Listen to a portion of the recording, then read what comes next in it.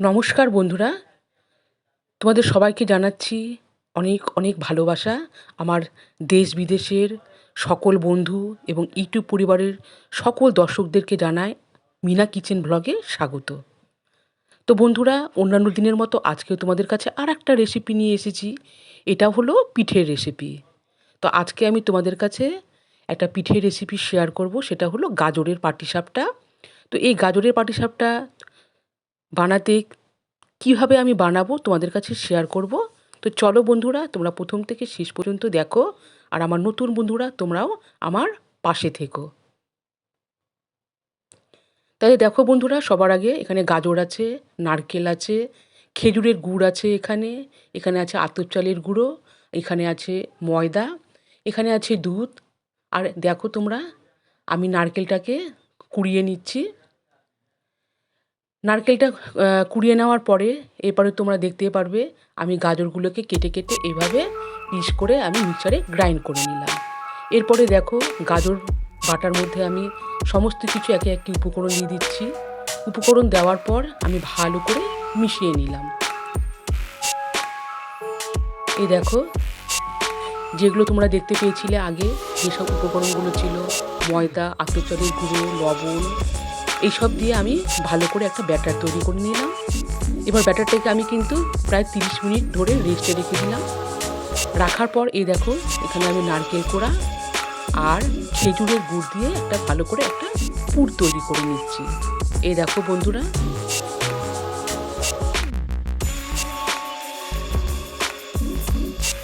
Already কিন্তু এখানে পুরটা রেডি হয়ে গেল।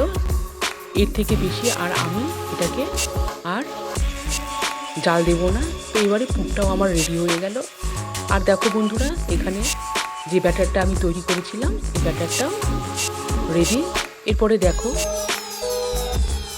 এখানে আমি সরষের তেল নিয়েছি। উনুনের মধ্যে আমি রুটি করা তাওয়া বসিয়ে দিলাম আর সরষের তেল দিয়ে একটুখানি ব্রাশ করে দিয়ে এরপরে আমি একে একে এইভাবে গাজরের পাটিসাপটা তৈরি করছি। তোমরা দেখো বন্ধুরা,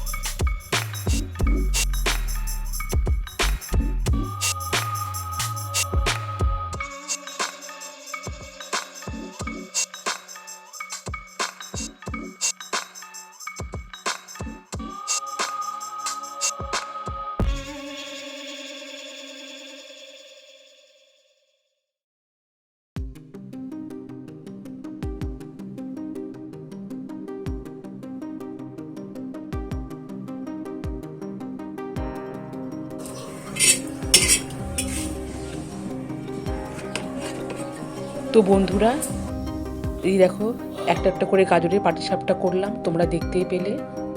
কালারটা কত সুন্দর হয়েছে, খেতেও কিন্তু দারুণ, খুব সুন্দর একটা গাজরের পাটিসাপটা তোমাদের কাছে শেয়ার করলাম।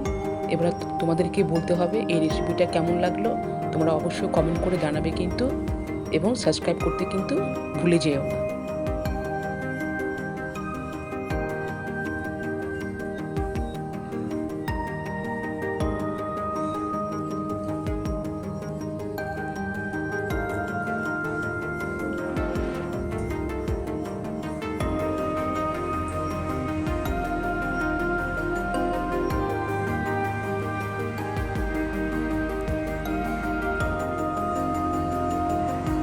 খুব সুন্দর হয়েছে খেতে, দেখো বন্ধুরা, আমি তো খেয়ে দেখছি।